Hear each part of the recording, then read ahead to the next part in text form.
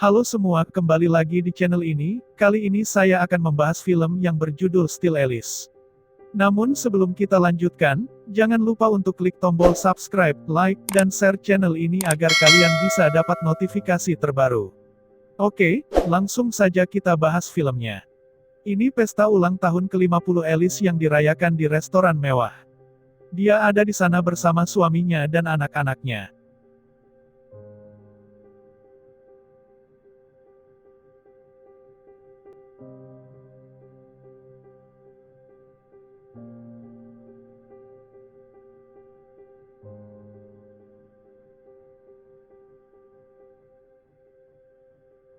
Alice sedang menunggu untuk diperkenalkan di UCLA sebagai pembicara tamu di kelas linguistik. Dia sangat terkenal di bidangnya. Dia memulai pembicaraannya tentang bagaimana bayi belajar berbicara, dan kata kerja tak beraturan bentuk lampau.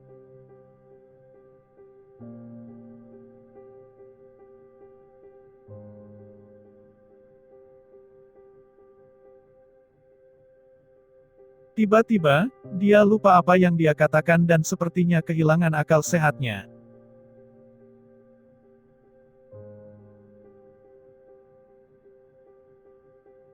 Kemudian di dalam mobil, dia bermain kata-kata dengan teman-temannya. Dia pergi mengunjungi putrinya Lydia dan mereka pergi makan. Lydia berbicara tentang karirnya sebagai aktris dan Alice mencoba untuk membicarakannya dan kembali kuliah. Alice pulang ke rumah kosong, yang berada di New York City, dan memutuskan untuk pergi jogging. Tiba-tiba, dia berhenti dan seketika lupa di mana dia berada.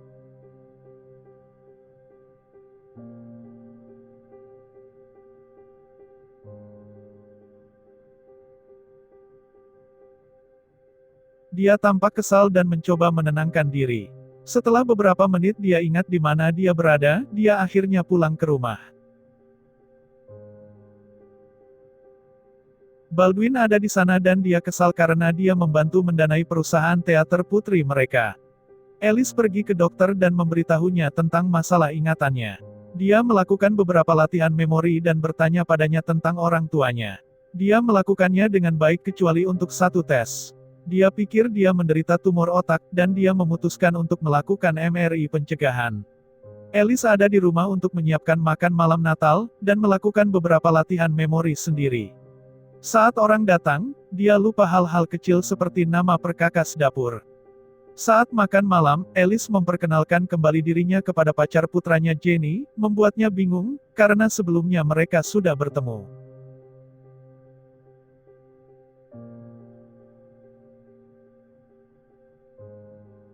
Dia kembali ke dokter yang mengatakan bahwa merinya baik-baik saja, tetapi dia ingin melakukan pemindaian PET untuk memeriksa serangan awal Alzheimer karena masalah ingatannya. Menjalani kehidupan sehari-hari, Alice sangat kecewa dengan kemungkinan terkena penyakit tersebut. Dia memutuskan untuk memberitahu suaminya apa yang terjadi. Dia benar-benar menyangkal dan mengalami kehancuran.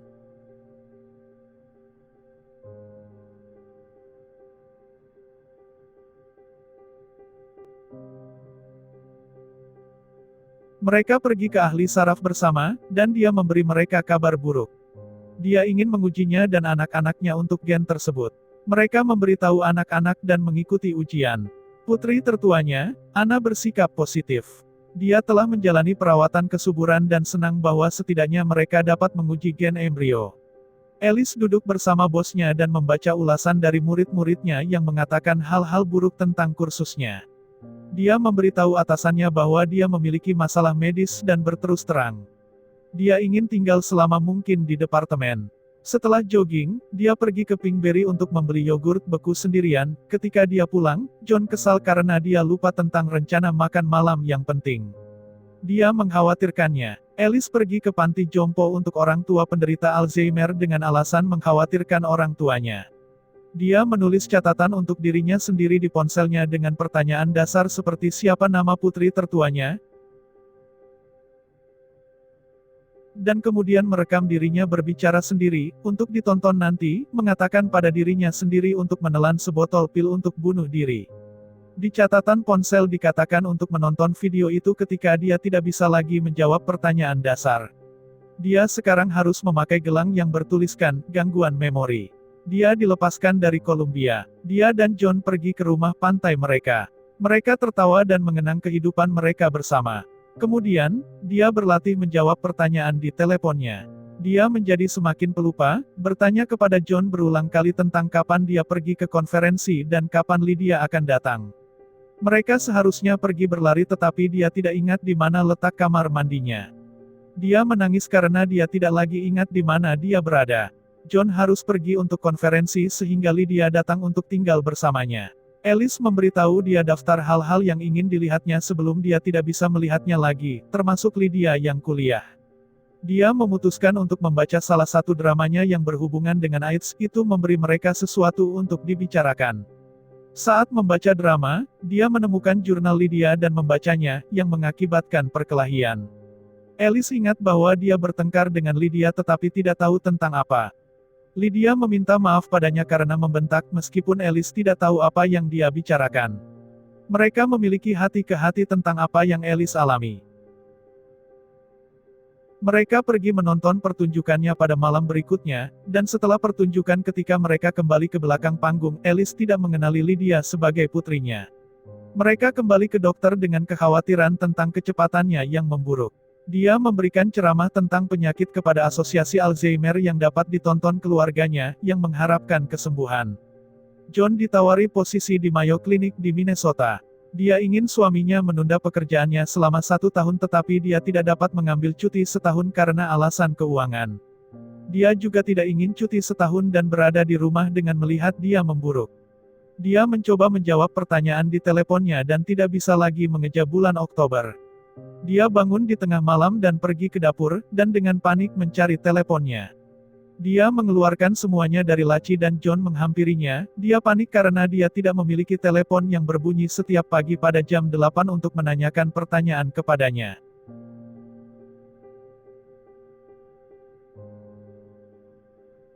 Anna pergi menemuinya. Alice mengira dia adalah saudara perempuannya pada awalnya.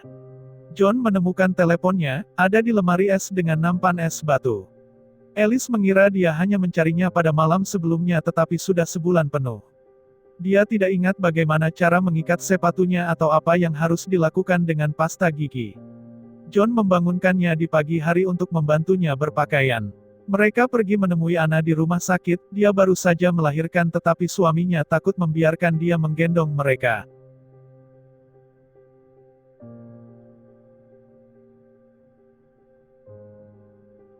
Kembali ke rumah, mereka semua mencoba memikirkan apa yang harus dilakukan. Dia membuka video yang dia rekam tentang dirinya sendiri dan mendengar instruksi tentang menelan pil. Pada saat dia sampai di kamar tidurnya namun dia sudah lupa apa instruksinya, sehingga dia harus kembali ke bawah dan menontonnya lagi sampai saatnya tiba di mana dia benar-benar perlu membawa komputer bersamanya.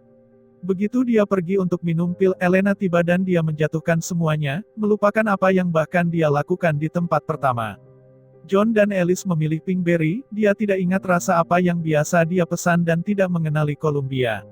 Lydia telah kembali ke New York untuk membantu merawat Alice, sementara John pergi untuk mengambil pekerjaan di Minnesota.